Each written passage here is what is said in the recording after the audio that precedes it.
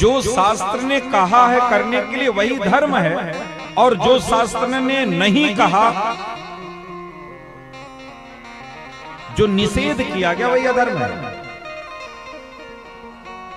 तो धर्म की परिभाषा कि जो शास्त्र ने कहा है करने के लिए केवल वही धर्म है, बाकी सब अधर्म है।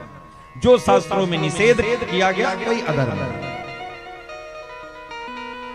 तो बोले धर्म में कपट क्या है?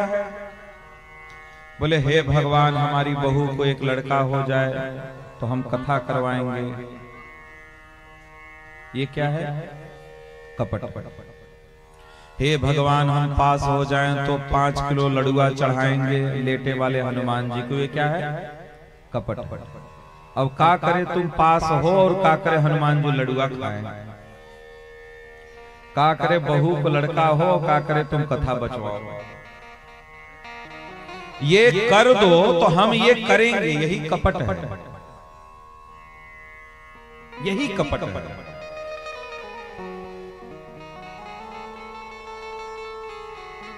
हमें कामना जल्दी हो जाती है। कामना,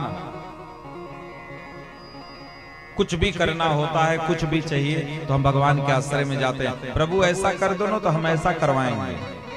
तुम्हारे लड़ुआ के लिए हनुमान जी बैठे रहेंगे? बैठे रहेंगे क्या? नहीं बैठे रहेंगे। हमें करना है, हमें चिंता नहीं करना है। क्या होगा बाद में, क्या नहीं होगा, इसकी परवाह नहीं।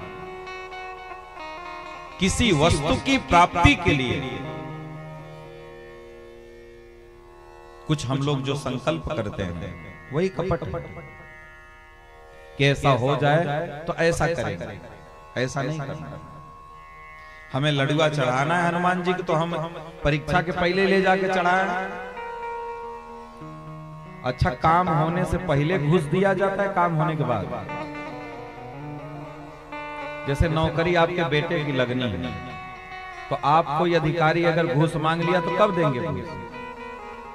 हो जाने के बाद? गारंटी है कि आप देंगे? कहता है पहले पहुंचाए दो, उसके बाद हम देखेंगे, नहीं होगा तो वापस कर देंगे तुम्हारा। तो हनुमान जी को लड़ुआ पहले पहुंचाई और 5 किलो, वो खाए पी के मस्त रहेंगे, उसके बाद तुम्हारा काम होना है निश्चित।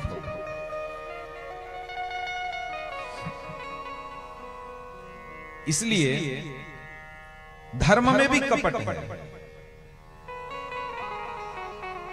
किसी वस्तु का लोभ करके कुछ भी करना करवाना। जैसे आजकल कथा ही होती है, कथा में भी मत्सरता आ गई। किस प्रकार की मत्सरता?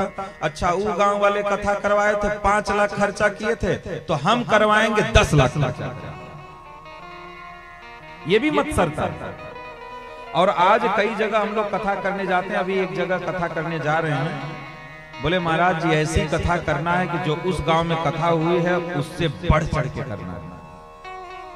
ये क्या है? ये मत्सरता है।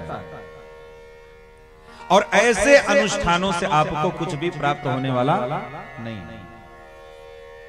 धार्मिक अनुष्ठान किसी के अपमान के लिए, किसी को नीचा दिखाने के लिए कभी नहीं करवाना चाहिए। उसका कोई लाभ नहीं मिलता, कोई लाभ नहीं मिलता। इसलिए धार्मिक अनुष्ठान केवल भगवत प्रीति के लिए होना चाहिए, केवल भगवत प्रीति के लिए। कि हमारा कृष्ण से प्रेम हो जाए, अनुष्ठान इसलिए होता है। वास्तविक जो अनुष्ठान है केवल इसीलिए होता है कि भगवान से हमारा प्रेम हो जाए, बस। लेकिन अब का एक भी अनुष्ठान ऐसा आप नहीं देखेंगे। एक भी अनुष्ठान आप हमको दिखाइए कि कोई कृष्ण प्रीति के लिए करता हो। कोई नहीं करता। कथाई होती है तो कथा कितना निष्काम भाव से होती है। गया गए हैं, कंधे पे जुआ रख दिए हैं तो उसको उतारने के लिए कथा करवाई। हाँ, गया गया है या गया जाना है तो कथा करवाना है, तो भी कथा ही हो रही है। नहीं घर में कोई मर गया, कोई पंडित जी के पास गए, बोले क्या करवा दे, बोले कथा बचवा दो, तो बोले ठीक है, और उसके उद्धार के लिए कथा करवा दी। लेकिन भगवत प्रीति के लिए नगण्य हो गया है कि भगवत प्रीति के लिए कोई कथा का आयोजन करे, बहुत मुश्किल है। इसलिए कह रहे हैं ये जो भागवत है ये निष्कपट धर्म की स्थापना करता है। धर्म प्रोज्झित कैत्रवोत्र परमो निर्मत सराणाम सताम। बोले ये जो कथा है वो जीव को कैसा बनाती है? निर्मत्सर बनाती है। एक मत्सरता होती है, एक निर्मत्सरता होती है। मत्सरता क्या है? यही कि पड़ोसी के घर में 2-4 चक्का आ गई, हमारे घर में भी मोटरसाइकिल भी नहीं आई। ये क्या है? ये मत्सरता है। हमारे पड़ोसी का घर 2 तल्ला बन गया, अभी हम मड़ई में ही रह रहे हैं। ये क्या है? मत्सरता है। और ये कथा आपको क्या बनाती है? आपको निर्मत्सर बनाती है। यह कथा आपको आनंद प्रदान करती है, आनंद प्रदान करती है। निर्मत्सराणाम सताम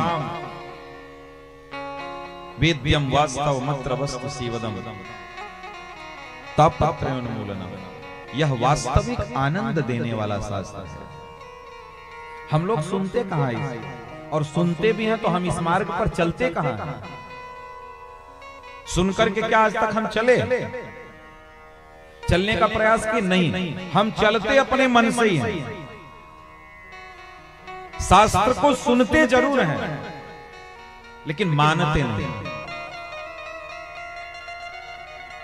और कुछ लोग तो ऐसे हैं जानते भी हैं फिर भी नहीं मानते।